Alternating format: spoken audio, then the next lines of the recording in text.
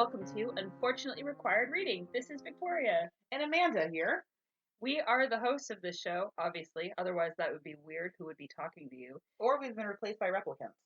If you hear us laughing uncontrollably, it's because this week there's absinthe in our drink. There is absinthe in our drink.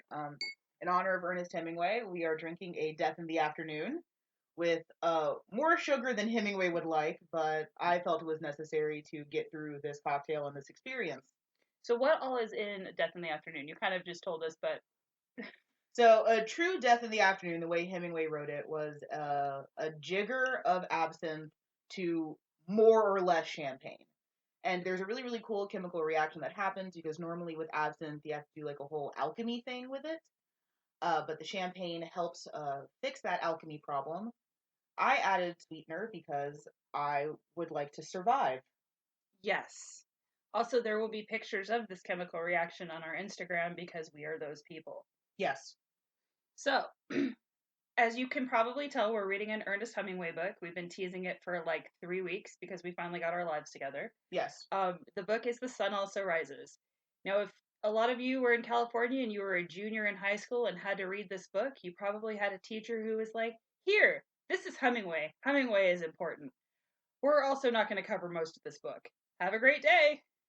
Yeah, Hemingway is actually, I never had to read this one when I was in high school.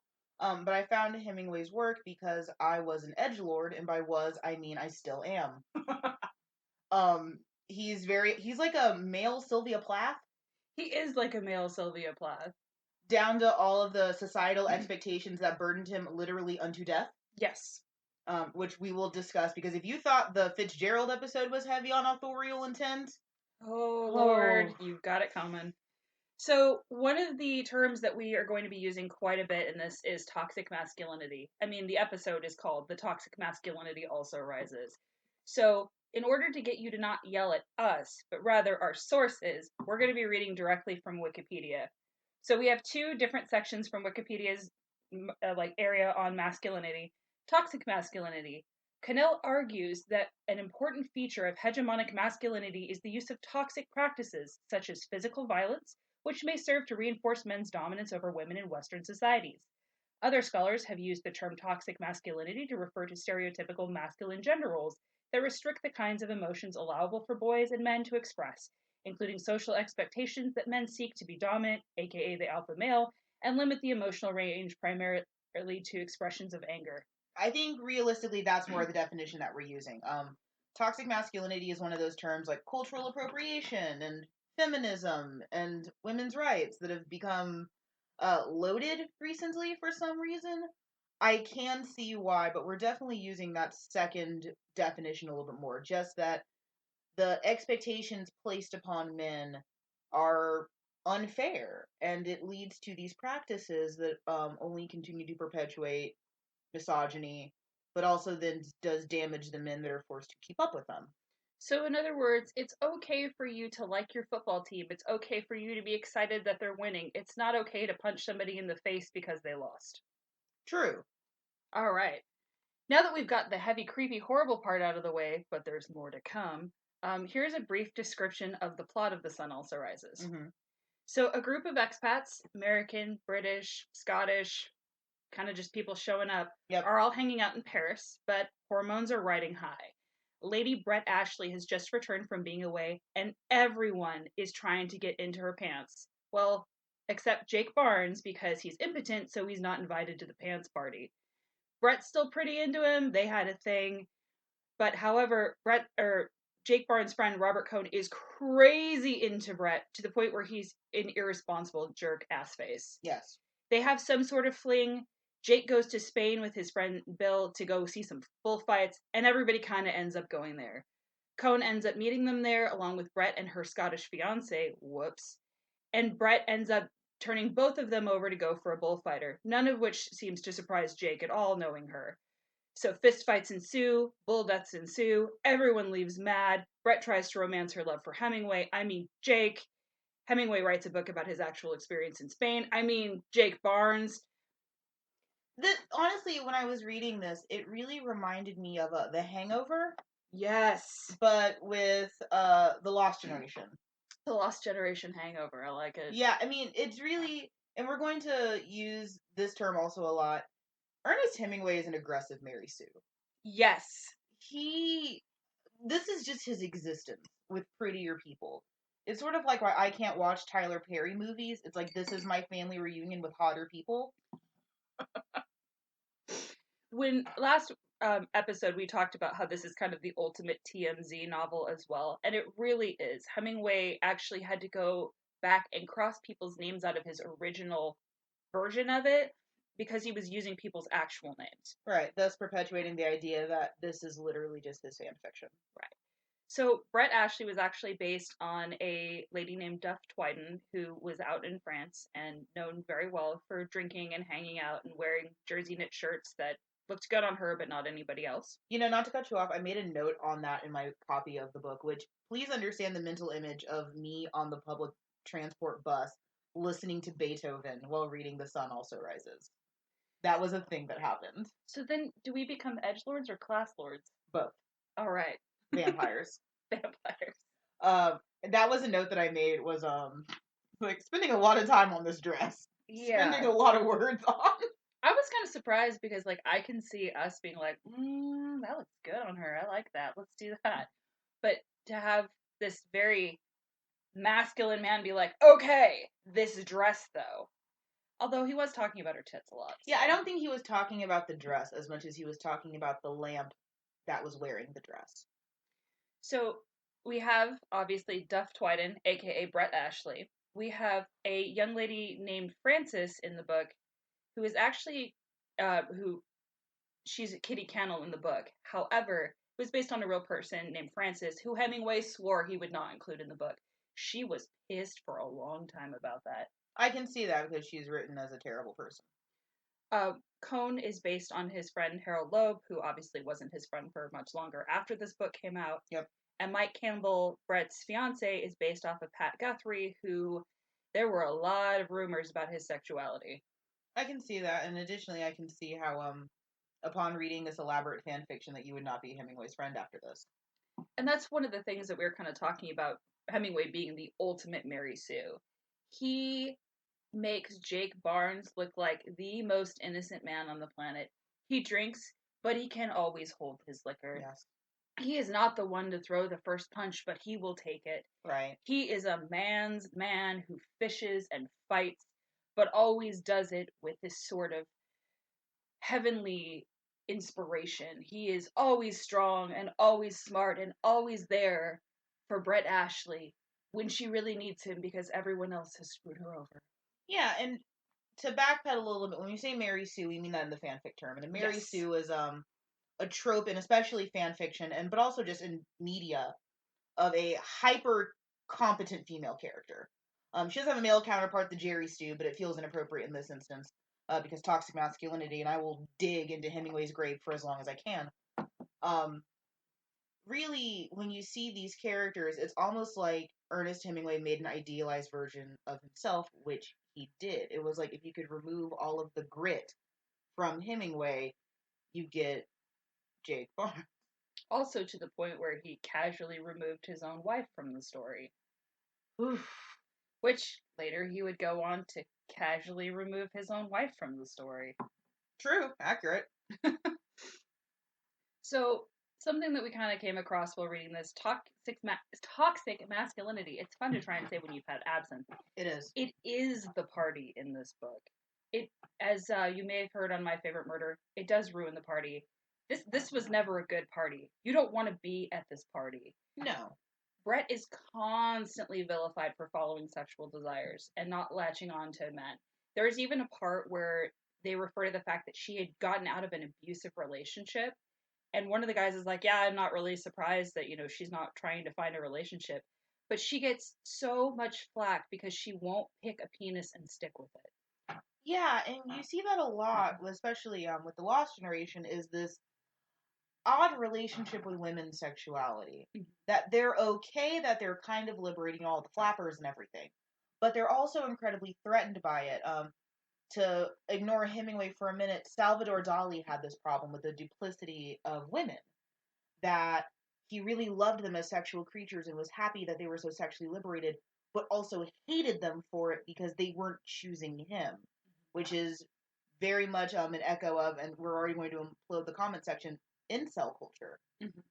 It does sound a lot like the current, apotheosis of toxic masculinity, which is involuntary celibates who are, thinking that they have earned a woman by merely existing and vilifying women who take their desires into their own hands. Especially in a culture where they spent a lot of time with Gertrude Stein, who was a very well known lesbian. She lived with her partner, Alice B. Toklas. They were part of the main culture for literature in Paris at the time. And it's really interesting to see how over time Hemingway pulled away from that relationship. Initially, this was the person he looked up to, this was the person he went to her house all the time. And then when he realized that she had the same issues, she fought with her girlfriend, she fought with, you know, over basic things. She wasn't this masculine creature he thought she was. He turned away from her and left. There's a story where he went to visit this in a movable feast, and they, Gertrude and Alice were fighting, and they were upstairs, and the maid said, please just stay a little while. He had his drink, and then he walked out. He didn't want to hear it anymore. That's so sad. That's like going over to your friend's house because your parents are fighting, and then you find out that your friends are fighting. I try not to fight in front of you, man. I appreciate it. One of the other really interesting lines, and this is something we did not cover in high school literature, I'm going to tell you that right now. Brett saying, I won't be one of those bitches that ruins children.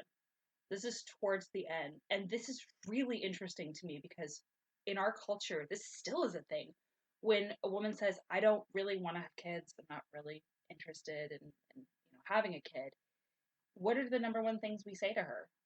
Oh, you'll change your mind.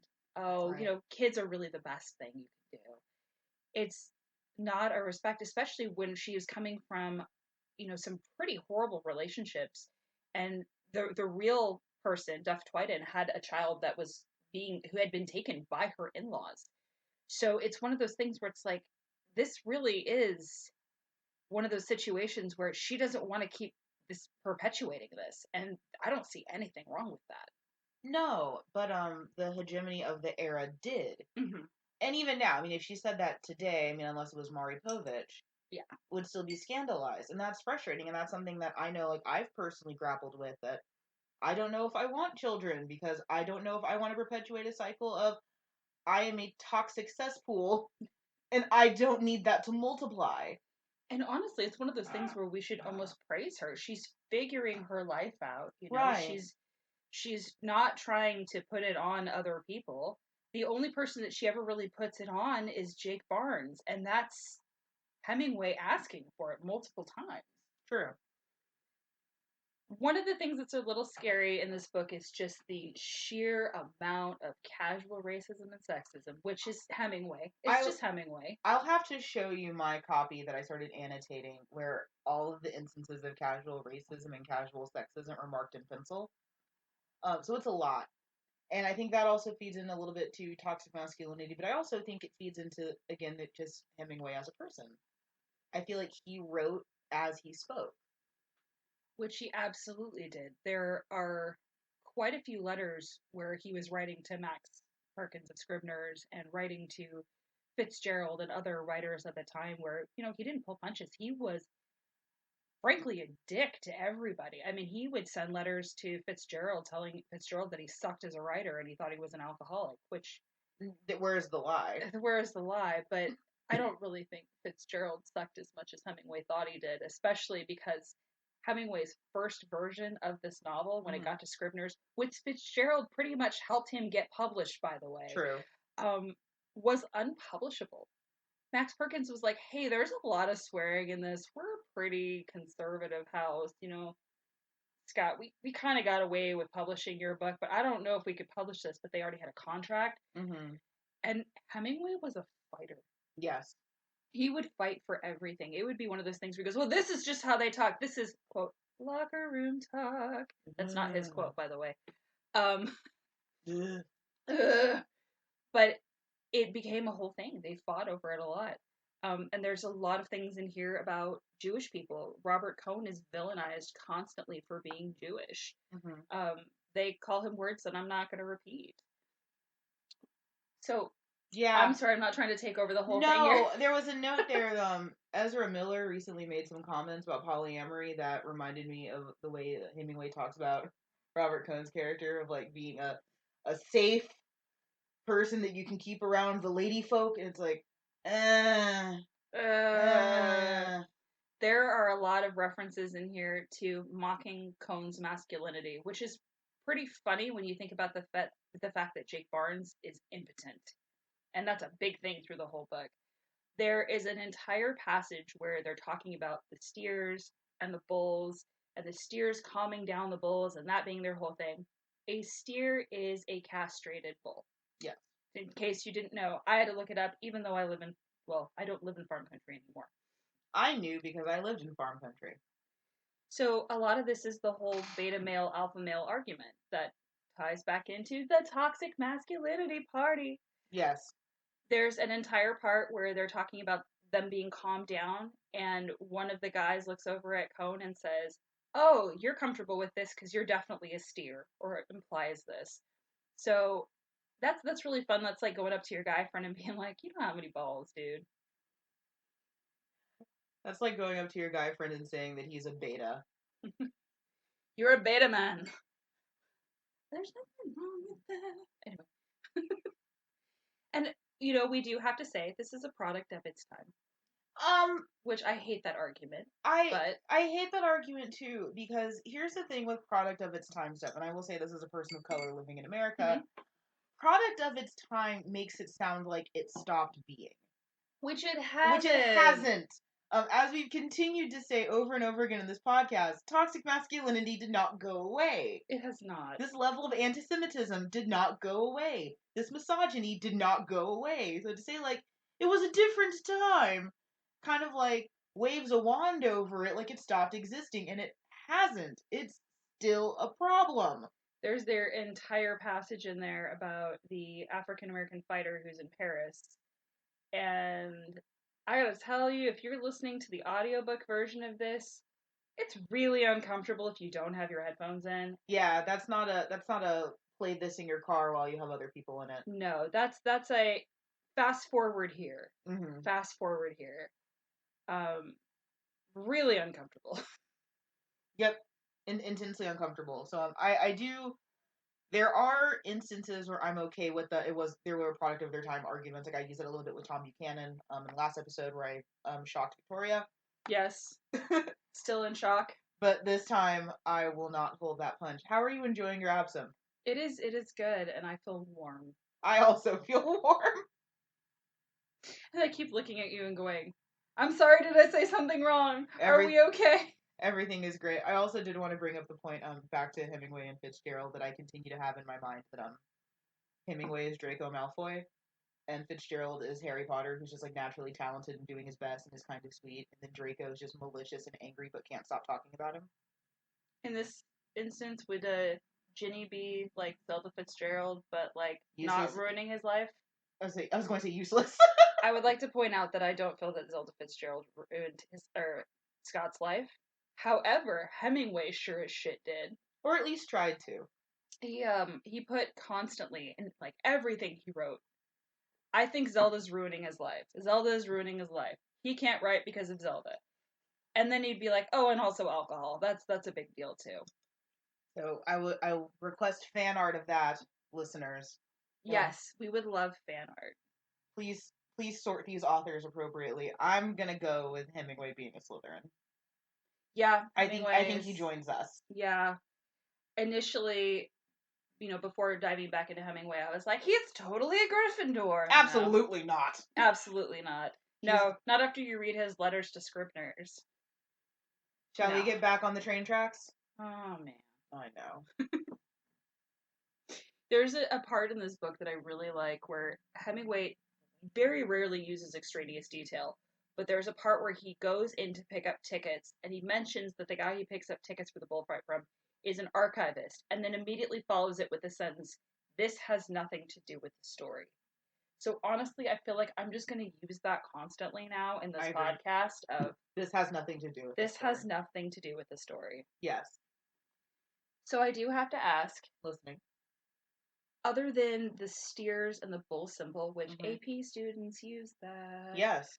Um, what are some other symbols that you found or you thought about, or is this more like Hemingway just being like, this is the flat out story, just follow what I said? I think it's a little bit of both, because if anything, to me, it's more of I'm interested in the symbols that to him are relevant. The whole bullfighting thing is so interesting. This is such a machismo, erotic dance of hyper masculinity and passion and power and phallic symbolism. So much how you thrust into awaiting quivering flesh. I'm a fan fiction writer, if you can't tell. If you can't tell. Um, that whole metaphor to me really spoke to me, because that also does sound like something that a 27-year-old who just finishes college and has too much money from their parents decides to go on a trip to reclaim their manhood. It all just, I will say, I think I liked reading this now as a year old, because I kind of feel that existential crisis a little bit. Am I the only one who felt? No, and that's the funny thing is like reading these books again. You read them in high school and you're very much of the I'm going to live forever mindset. You haven't necessarily, and this is different for everybody, you True. haven't necessarily lost the major figures in your life yet. And if you have, like it's awful. It But is. at that point in time you're still young and immortal and fighting your through every little thing. So this book kind of bounces off you as okay, so they were all drunk in Spain and there was bullfights. And they were old. And then you get older and you read it and you go, oh man, I was in love like that once. Except I didn't stalk somebody. I might have. Okay, so Robert Cohn stalking her through Spain is like the most uncomfortable thing. This It is is up there with Gatsby moving to go be with Daisy. It's 100% one of those like fanfic things of like, on paper this sounds really sweet, and then again, like in the background you hear the Law and Order dun dun, like it's a crime. it is so uncomfortable reading this now because he's going through the streets of Spain trying to find her with her bullfighter friend. Mm-hmm. And he's gonna kick the crap out of him when he finds him, and you're just sitting there going, no dude, just walk away. She said no. She went back to her fiance, and then she left her fiance for a bullfighter. You are so far down the line. This is never gonna happen for you. You are just being crazy. I feel like you could yell you're just being crazy at 75% of these characters. Mm-hmm. Oh yeah, and it doesn't help that you're pretty much perpetually drunk. We need to talk about alcohol. We do need to talk about As alcohol. we drink more alcohol. As we drink. By the way, absinthe and champagne. I think I've had like maybe an inch of this glass, and it is strong stuff, friends. Yeah, only drink absinthe responsibly and with a friend. Yes. Don't drink absinthe alone. Don't have anything to do for the next 5 hours after you record a podcast while drinking. Nope. Nope, absolutely not. I'm pacing myself because I have places to be, and also because I like my liver. Yes. My liver and I are fighting. Fair. We're always fighting. I definitely want to, as a cocktail person, as resident cocktail smith, Hemingway's dedication of words to alcohol. Oh, goodness. He describes alcohol as lushly as Anne Rice describes New Orleans. Yes. You know, Anne Rice in one book will go on for like 20 pages about a mural. That's how this man loves his alcohol. And it's not even that he devotes lush descriptions, but frequent, constant. You perpetually know what they're drinking and when they're drinking. I like that they talk about food a lot. Yes. That makes me very happy because I'm a bit of a francophile, like a Calvin Candy. Oh God. That's a Django reference for those of you just now tuning in. Wait till she tells you her story about what cake. That's for the after show. That's for the after show. But I do love the amount of words dedicated to food and to really the last main character of the novel, which is the Lost Generation in France in World War II. Which, do you want to talk about the Lost Generation and World War II and World War I? And World War One World War messed One, a lot of people up, including Hemingway. So Hemingway actually was, I'm gonna join, I'm gonna fight, but he joined the Red Cross, which is great. It It is. was the Red Cross. I apologize if I'm wrong. Let me know. Or let me know nicely. He ended up getting blown up pretty quickly into his service, where he ended up in the hospital with this nurse that he ends up writing about a fair bit, named Agnes. He had a lot of shrapnel in his legs. He was not sure he was going to do well, but he was kind of proud of it. Yes. And this nurse was very kind to him and very nice, and he fell very, very deeply in love with her, or as much as Hemingway tended to fall in love with a woman, to the point where he said that he was, we're going to get married, this is great.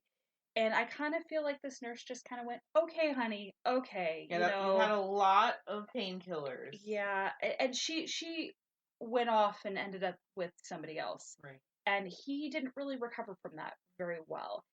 He ended up marrying Hadley, his first wife, almost immediately after this. And a lot of people feel like he married her on the rebound, which is really unfair to Hadley because she was a great human being. Right. She went without a lot because of Hemingway. She would let her shoes wear completely through so that there was food for him. And so he could continue to work in cafes and not have to go get a job in France. Right, and I definitely want to bring it back to the historical relevance of World War One. World War One, that's hard for us to kind of wrap our heads around. Yes. That this is really the invention of modern warfare, one. And trench warfare, trench warfare, two. And then a word that we use flagrantly, but was new at the time, cynicism. For the first time in the history of mankind, war was not gorgeous. It wasn't a sex metaphor. It wasn't something that you were proud of. It wasn't something that you were happy to do. It was an obligation. It was bloody, and it usually meant death and injury and losing your friends and potentially losing your life for something that to you seems stupid, far from home, and miserable. And it was one of the reasons the U.S. waited so long to get involved in World War One. Is we were getting reports of how bad it was, and then it was like, all right, well, we really need to go do our world police duty. Yes, and that started the world police duty for the U.S. Now, the reason most of the people who went to France is because it was cheap. Yes. I mean, in our culture now, we're like, oh, a trip to France, that's a lot of money. But back then, it was cheaper than living in New York. It was cheaper than living in the U.S. It was I've got some money in my pocket. I can rent a really cheap apartment. I can go to the cafe every day. I can drink wine and champagne and not feel weird about it. And absinthe. All my friends are here. Let's hang out. And you'll see in a lot of Hemingway's works later on too, especially in Movable Feast, he talks about how the rich people came in and ruined it, which is really interesting because is he talking about New York? Is it like gentrified New York? He's talking. The funny thing is, it's like Gerald and Sarah Murphy were his big patrons. They helped him a lot. They put up with him showing up at their house in the middle of the night to read new passages of his book, and they did this for Fitzgerald and a lot of other people as well. So just realize that the Murphys were pretty cool people. They were saints. They were rich people, but they really loved artists, and they wanted to hang out with them, and they wanted to help them. And even I believe Gerald was actually a modern artist, and he was trying to get tips from the guys of the day, like, Picasso, show me what to do. But he was really good in his own right. That's my defense of the Murphys. I'm very proud of you. Everybody was there at the time, and that's why you have so much crossover. I mean, Dorothy Parker went over there. Robert Benchley went over there. I mean, they didn't stay as long. They ended up in Hollywood and all sorts of other things, which I'm sure we'll talk about at a later time. Oh, we have to. But it was one of those things where, you walk down the street, you saw another American because you could afford to live there. It was cheap, and you didn't have to deal with back home. And also the immense disillusionment that you had after the war. So when they call it the lost generation, they're not doing that to be ironic. That is not in any way an ironic use of that term. And I apologize. Our neighborhood dogs are serenading us because there is a ambulance going by. The beauty of living in San Antonio, all is the dog symphony. I did say the lost generation and the dogs started howling. I think that's pretty magical. The dogs want to be part of the lost generation. They're like, we're going to Paris. Woo! This is true. But you definitely get that feeling when it comes to using the term lost generation that they don't mean this ironically, because I feel like especially those of us now, we use a lot of terms and we don't think of their weight. I 100% agree with But that. this is truly a generation of people that you realize after you have shrapnel in your leg and you have lost friends and loved ones to a war that to you seems stupid and Sisyphean, you cannot go home again. You can't. Yes, Sisyphean. That's a good one. Thank you. And that's especially, this was the first time we had mustard gas. This is the first time we had trench warfare where, you dig a trench, you sit in it, you have to run through the no man's land in between. And you almost always die or end up in barbed wire. And it's one of those things where it's brutal and it's mean and it's awful and it's not what they were used to. No, and it's not romanticized either. I mean, you think of like Guernica and all the other pieces of art that talk about World War One. It isn't phallic symbols stabbing into barbarian, it's blood and chaos and innocents losing their lives. Yeah, That's a and lot of these words on war. were definitely the folks who felt they lost their innocence the most. Yep. And then to go from that to, oh God, Hitler's coming. And Yep. you'll see a lot of people, especially of that generation who had been through World War One, going, no, no, no, no, no, no, no, we don't want to get involved. We can't get involved. We can't do this again. We're not doing this again. We're not doing this. And like having that full on, and I can say this because I have an anxiety disorder, full on panic attack about it. Right. And also, not to bring up the uncomfortable term, but also a fair amount of racism and anti-Semitism. Oh, so much, because they needed someone to blame. So they would blame anyone. Right. Which is horrible because, I mean, it's what's happening now, which is really terrifying. It is. The whole let's blame the Roma, who everybody called gypsies at the time, which still hurts my soul. Indeed. The yelling at people of color, yelling at people of Jewish descent, yelling at folks who were homosexual. Yep.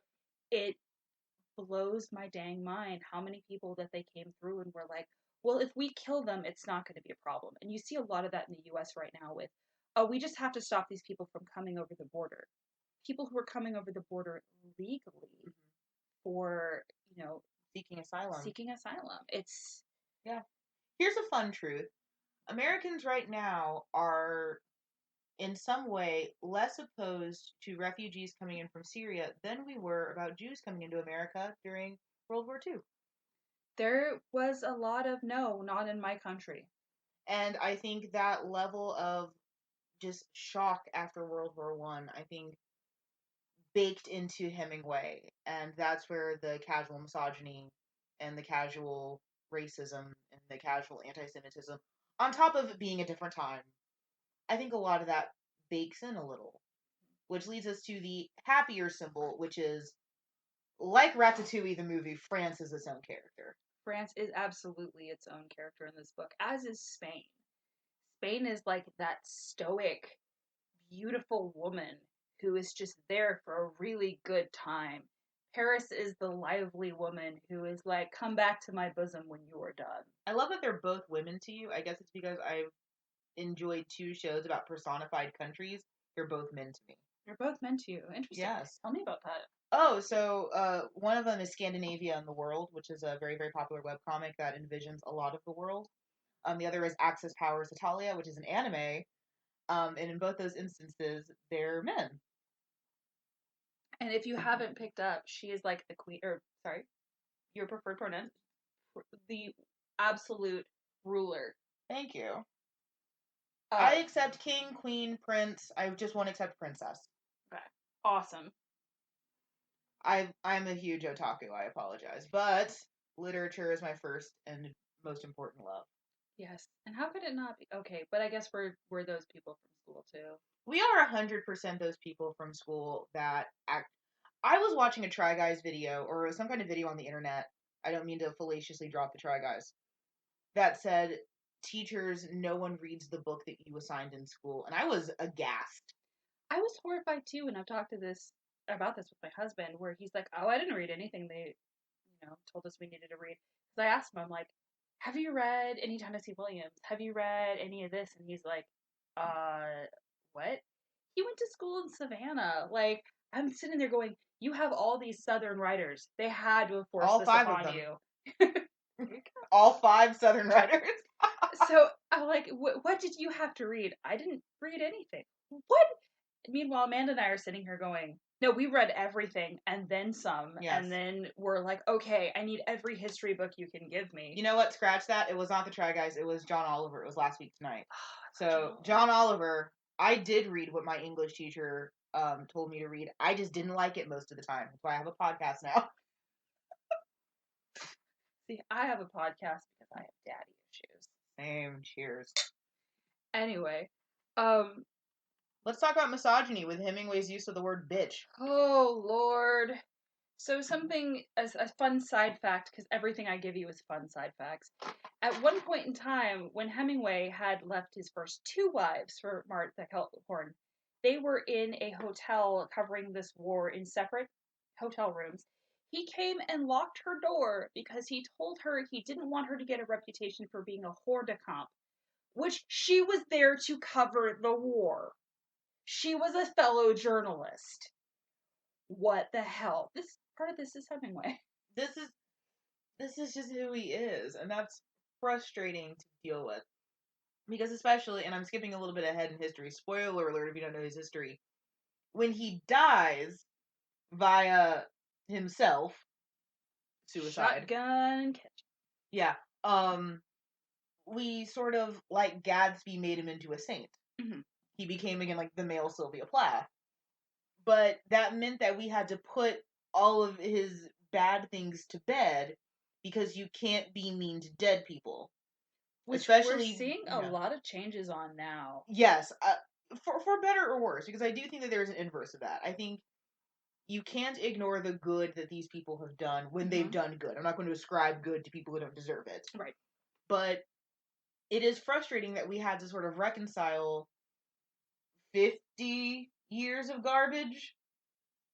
I was like, oh, well, no, Grandpa didn't do anything wrong.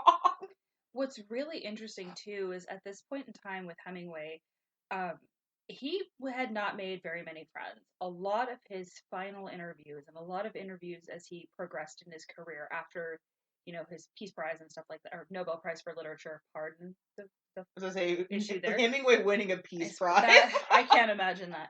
At this point in time, he had had 2 plane crashes, one of which may have caused some issues. But he was not a very nice man.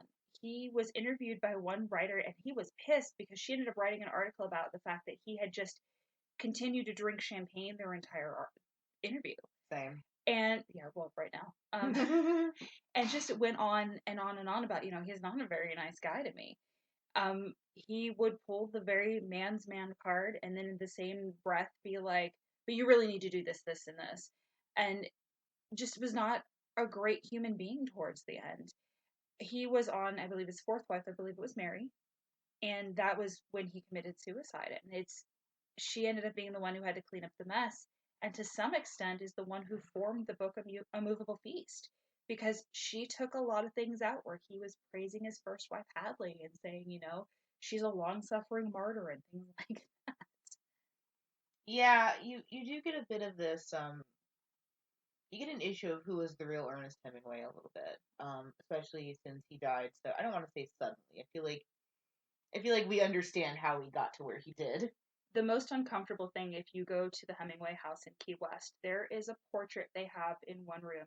It's a picture that somebody had taken of him with a shotgun he used to kill himself over his shoulder, and it was taken, I believe, like 3 weeks before he actually killed himself. John C. Calhoun. John C. Calhoun? I watch Crash Course a lot, and in lieu of swearing, John Green would say an uncomfortable political figure. Oh, gotcha. Okay. So John C. Calhoun was the Supreme Court attorney who basically caused the whole Dred Scott thing. John C. Calhoun it is, then. Sorry, I'm a huge nerd. No, it's good. It makes me happy. I learned many things working with you. As you can probably tell, Hemingway did not care for his mother at all. I don't think. Okay, this might be the absinthe talking. I don't think Hemingway cared for women. I think Hemingway cared for a certain idea of women. I think he cared for statues. And that's a lot of what Hadley kind of was to him. Yeah. She was this long-suffering, sweet figure who just kind of rolled with the punches until he put her over for Pauline Pfeiffer. Because look at how he vilifies Lady Brett Ashley, to bring us back to the book, that he vilifies a woman with agency. Absolutely. In many of the ways that I think Fitzgerald vilifies a woman with agency. Mm-hmm. God bless toxic masculinity, and by God bless, I mean goddamn. So something interesting too, and I'm full of useless facts, as you might have noticed. Amanda is constantly trying to pull us back towards the plot of the book, and so I apologize because she's doing her job. And I make am zero not. apologies for it. Something really interesting about this book is Duff Twiden, the inspiration for Brett Ashley. Her in-laws were so offended by this book and by the portrayal of her that they tried to buy the printing plates so that no more copies of this book could make it out into the world. And I personally feel that that is a level of petty that I aspire to be. That is a level of petty that I aspire to be. Like that dog who found his owners just to bite them. Or like a Poe's editor cutting the back of his chair so we couldn't get comfortable in it. That's fantastic. I got to take that picture when I went to the Poe Museum in Richmond, Virginia. Shout out to the Poe Museum in Richmond, Virginia. Absolutely. I was so jealous. So she's sending me pictures and I'm like, Yeah, apparently one of Poe's editors at a Southern Literacy cut the backs of one of his chairs so he couldn't get too comfortable. And I mean, I kind of feel like that's what our bosses do now. Oh, 100%. Completely. That is a short chair. That is a very short chair. Don't get comfortable. What's next? So much. Okay. So we were trying to keep this under an hour, and obviously we're at 41 minutes. As we talked about a little bit before, Hemingway had a super short fuse when it came to writing, when it came to pretty much everything. And God bless Max Perkins, who literally was the guy who would sit you down and be like, it's okay, you're doing fine. This is the start of those literary agents and Hollywood agents that are like, you're a great kid, you're golden. We need to change this. Perkins did this with Fitzgerald. He did this with basically all the writers he worked with. Was, you're great, you're a star, you're fantastic. Maybe if we change this one word. You're beautiful, you're gorgeous, you look like Linda Evangelista, you're a model. Drag Race and Ernest Hemingway in the same podcast. Yahtzee. John C. Calhoun.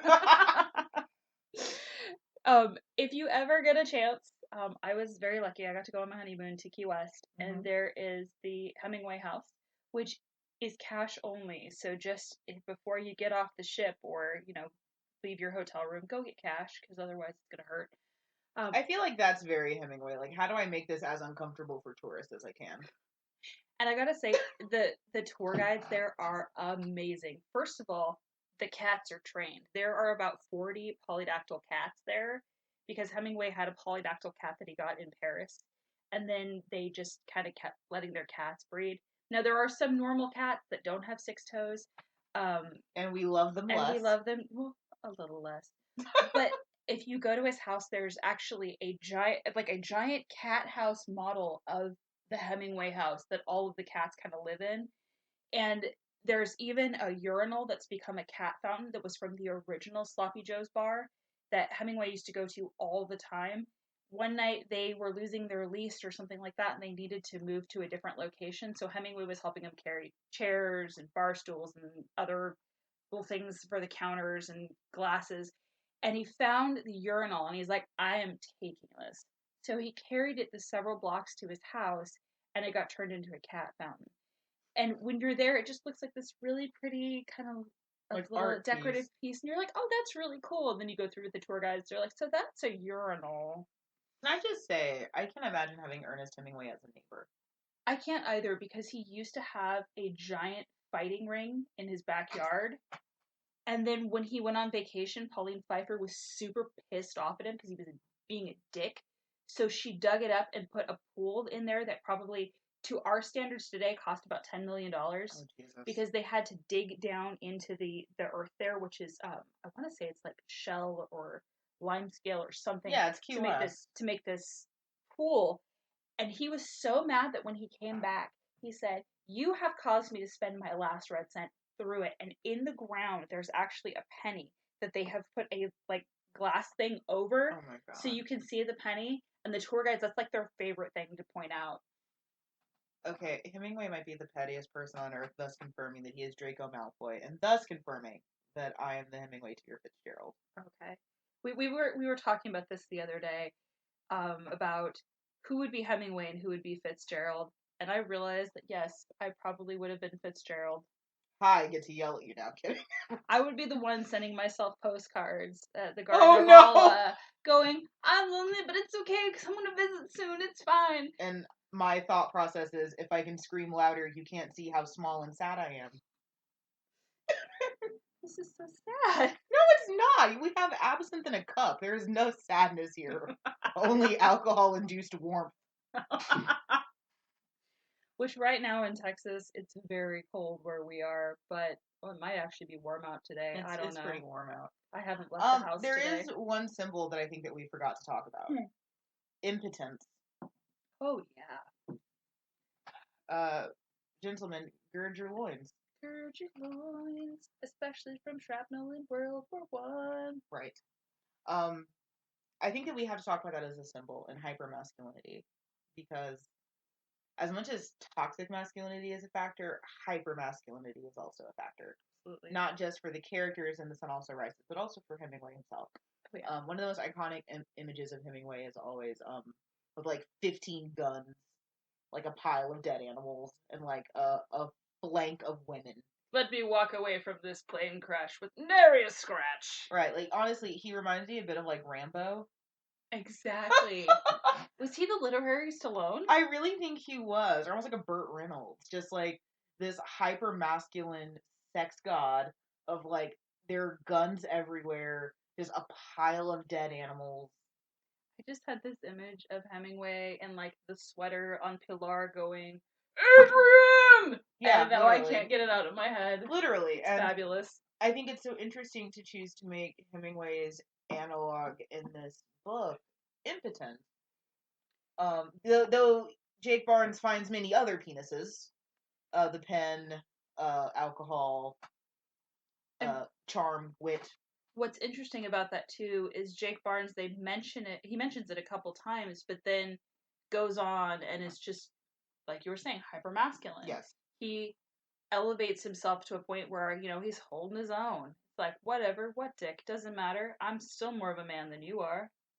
Yes, and as if like that would be the worst defect that someone could have. Right. Like that. Oh goodness, crawl into your own grave. Shame, shame. We need a bell now. No, we don't. We've had absinthe and champagne. We do not need a bell. Taxidermy, I think we also need to mention. Okay, so obviously this is a part that I missed my first go around with this book, but there is an amazing part where Jake Barnes and some of the guys are drunk off their asses, walking through the city, talking about taxidermy dogs and how great of a gift they would be. And I agree with this. Okay. As we sit in the podcast studio. Surrounded by taxidermy. I have to admit, I love small animal taxidermy, and this is probably a dangerous thing to put out into the world. I did it for a while. I remember going to Hobby Lobby, which I'm sorry, I go to Michael's now. There was a stack of these little like doll toy things that I was buying. And the lady goes, "Oh, that's so cute. What are you gonna use them for?" And I said, "Small animal taxidermy." And she called the girl behind her to come back up to the counter. And my mom is behind me, and I'm just like, "Oh God."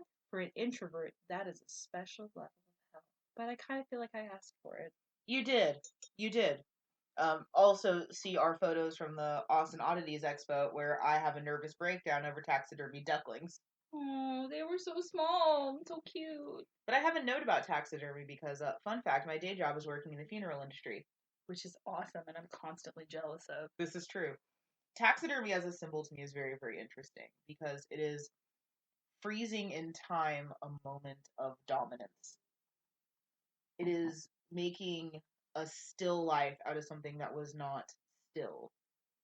And it is one of the most hyper masculine things that you can do. What do you do if your dick doesn't work? You surround yourself with the shows of your manhood and your dominance, which is dead animals that you have conquered either by simply outliving them or by murdering them yourself. I did not even think about that. I was just very excited that there was a stuffed dog in this book. That's why I'm here. I saved you once again. I saved you with the color yellow in The Great I'm just Gatsby. saying, AP students, I know we swear, I know we drink, I know we're probably not classy, but we're trying to save you some work here on your papers. Right, like taxidermy is it's a big deal, and then considering how much of a hunter Hemingway was. Yep. Hemingway had like a reverse Noah's Ark situation. Where instead of like 2x2 alive, it was just how many animals can I shoot? 2 by 2 on the wall. That was literally Hemingway. His house is really cool though, guys. Like, you really should go. Especially just to go to the bookstore. Because the bookstore is literally like every Hemingway book, every Hemingway biography. And they put little stickers on them that say Hemingway House, Key West. And they have cat bowls that are blue and white and adorable. And if you get one, you can feel like your cats are bougie forever. It's on my list, but I have a haunted doll to visit there first. Oh, I want to see Robert the Doll so bad. Yes. Yes. When we sell out fully, we'll go on a trip. Like, tour stop number 1, Key West. Yes, 100%. 100%. I'm trying to think if there are any other symbols that I think matter a lot. I mean, there's probably a bunch. And I know that somebody in the background right now is screaming something into the ether. Absolutely. Going, how did you miss this? It was so important. Trust me, we're like that too. Yeah, and in hindsight, we have about 30 minutes where it's like, how do we not mention this?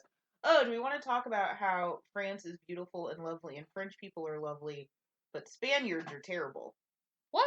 I've never been to either place. In Hemingway's descriptions. Oh, in Hemingway's descriptions. I'm like, not actual countries. They're both lovely. Please don't. I was like, excuse me. Please, what? Please, I need my passport.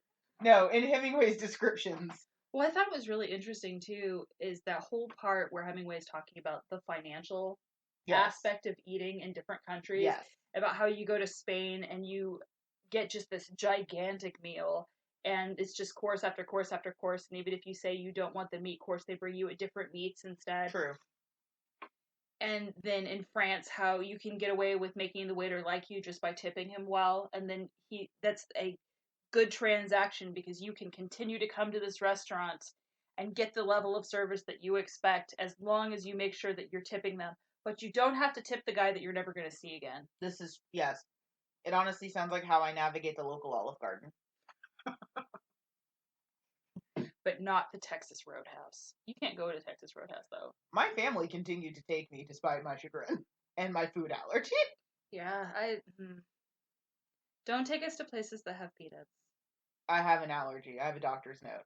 But, no, I think, again, that feeds into the whole, it really just feels like stream of consciousness. This is Hemingway writing exactly what he feels. Fact check me on this. Did Ulysses come out before or after? Ooh. James Joyce. I honestly don't know. I can be that D-bag and look it up. Because I feel like this might be one of the better examples of a stream of consciousness novel.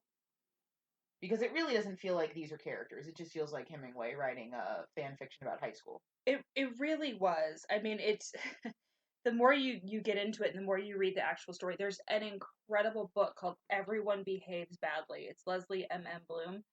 You need to read this book. It will go into all the details of this is what actually happened. This is what Hemingway wrote that happened. But it's very much his fan fiction of his own life. So, Ulysses the novel published its entirety on February 2nd, 1922. So before. Before, okay. Hemingway, you poser. Let me actually see if I'm wrong. No, hopefully not. Well, I've had absinthe, so. We have had absinthe. She's had more than me. Yes, I watched you for 1926, so yes, after. Okay. Well, I'll say it. I think that this is the more palatable stream of consciousness novel because I hate Ulysses. Oh my gosh. Also, if you ever want to watch Hemingway be a massive dick, read his letters about Faulkner. Yes. He's mad. He is very mad. Especially because Faulkner was a janitor. Can we just end on the fact, or like wind down towards the fact that Hemingway was not a nice person. He was not. And I definitely I want to touch back on his death again because It's sad because his kids and grandkids are. Anyway, sorry, go ahead. no, it's fine. I mean, it's not fine. Absent. I I think Hemingway is part of the reason we have the tortured artist motif. Absolutely. I think he's part of the reason why we have this idea that a good writer shouldn't be medicated, shouldn't take care of themselves, and that should follow its logical conclusion, which oftentimes is death via your own hand. And that's frustrating as someone who's struggled with the demons of mental illness and has used everything but doctor's notes to cope with mental illness, like champagne and absinthe and smutty fanfiction. Mm-hmm. It's frustrating to go through a person like Hemingway because I feel like he's one of those authors that is important to people, but then we lose sight of him because of how he died. I feel like Anthony Bourdain will have a similar effect. Which is really sad because Bourdain did so much. He did. And it's kind of Plath, too. There's another podcast out there called No Man's Land. Mm-hmm. They're really good, guys. They cover Sylvia Plath's death, and, well, barely. They cover Sylvia Plath's life. Which is There's more a important. brief mention of her death because it's so important to realize that there's a person behind the illness. There's a person behind the person who pulled the shotgun or put their head in the oven. Like, it is so much more than a 10-minute period of their lives that ended it. Absolutely. And I don't mean to say this with any amount of insensitivity because, again, these are all demons that I think we've both dealt with a little bit. Mm-hmm. It's just frustrating that I think we focus so much on his death, but in none of the ways that are beneficial to the conversation. Right. Like what led up to it. I think we romanticize his death, much as we romanticize Sylvia Plath's death. And that's, as a literary scholar, is frustrating to deal with. And if you ever do have to write a paper that really discusses authorial intent, you have to mention how he died. You have no choice. But I would challenge you to do so with more tact. This is not an episode of TMZ. You don't need to sensationalize it. There was a man who lived a full life up until that point and should have lived a fuller life for more years to come. And I, like Sylvia Plath, lament that we did not get another great Hemingway novel because of it. Right. And to some extent, you'll see this with Fitzgerald as well. Fitzgerald didn't commit suicide. Though there is conjecture. Yeah, there is conjecture. He had a very serious alcohol problem. So it's not something that we'd like gloss over and just be like, oh, we're having a cocktail. It's funny. He hurt himself. He hurt himself badly for years and felt that he could only write with the influence of alcohol. He had a doctor convinced that it was an upper for him. Yeah. Here's the issue, though. Most medical, professionals really do believe that it can lead to heart disease and it can lead to heart attacks. And he died of a massive heart attack, massive cardiac episode, and very young for his skill set. He was still working on The Last Tycoon, which Hemingway flat out said would never have been published otherwise. He said it was something that he thought Scott would work on for the next 1,000 years. But it's just one of those things we're having a laugh, we're having a cocktail and that kind of stuff. We do really want you to remember that there is a person behind this book. Absolutely. And yeah, it's always difficult to deal with that, especially, and I think whenever we do inevitably cover Sylvia Plath, I think we'll have an even more apologetic tone when it comes to it, because at least with Hemingway, he was a jerk, and it's easy to say that he was a jerk. I think the further we go down this road with more writers that were definitely more victims of their existence and their times, it's going to get harder and harder to reconcile those demons. Ooh, when we get to Virginia Woolf. Ooh. Now, were there any other key points that you wanted to bring up or make sure that we cover? I think we've covered nearly all of it. Your high points are going to be toxic masculinity is there always. France is its own character. Really. Spain is also its own character. Its own character. Steers versus bull mentality. Women are great as long as they don't have agency. Like going through, I'm like, what else do you want to include in your papers, kids? Well, let me give you some resources. Yes. As you can probably tell from our social media, I read a lot more than I probably have time for, but here we go. I've already mentioned Everyone Behaves Badly by Leslie M. Bloom. Great book. Hemingway versus Fitzgerald, Scott Donaldson. Just finished that. It is phenomenal. I'm so glad you liked it. So good. Amanda gave it to me for my birthday. There is literally sections that are a breakdown of Fitzgerald's alcoholism, Hemingway's alcoholism, and just kind of comparing their lives going through. A Movable Feast, Hemingway himself.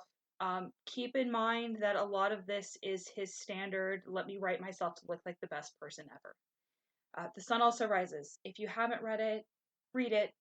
This podcast may make more sense. It might make less sense. I don't know.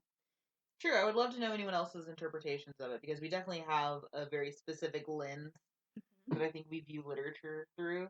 Absolutely. And we do want your opinions. I mean, obviously be respectful, but there is an awesome book if you're looking for cocktail recipes called To Have and Have Another, a Hemingway cocktail companion by Philip Green.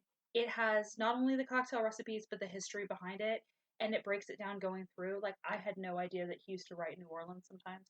He used to go there for vacation. Oh. There's actually, I'm going to butcher the name. It's like Hotel Monteleone or whatever. Their top floor is actually, like, their penthouse is like the Hemingway suite. There's a book called Hemingway in Love by A.E. Hotchner. If you want to be depressed and find out about how much he really loved Hadley and how much he regretted leaving her, great book. Hemingway's Women, which is Bernice Kurt, which is really good. Paris Without End by Giola Di Liberto. And then there's one whole book about Hemingway and his interest in Russia and the whole aspect of communism, which is a very big hot button right now. It's called Writer, Sailor, Soldier, Spy by Nicholas Reynolds. That sounds like fun. It is a really good book.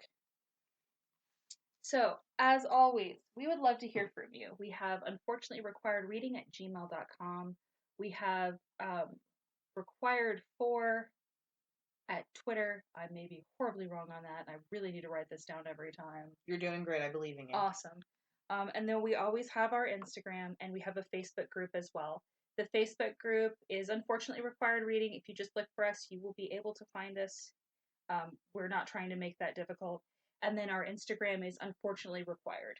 And the great thing about that is, too, you can see what books we're working on next. You can see some of our source material.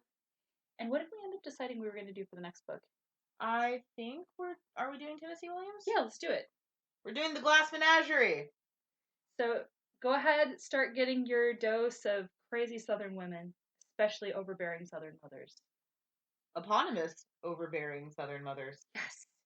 And we'll also be providing you with some really good Tennessee Williams facts as well. Absolutely. Thank you for listening to us ramble. We love you. Well, listening to me ramble. Amanda's on point. I do what I can. Thank you as always for joining us. I'd like to also thank Absinthe and Issues from My Childhood. Cheers.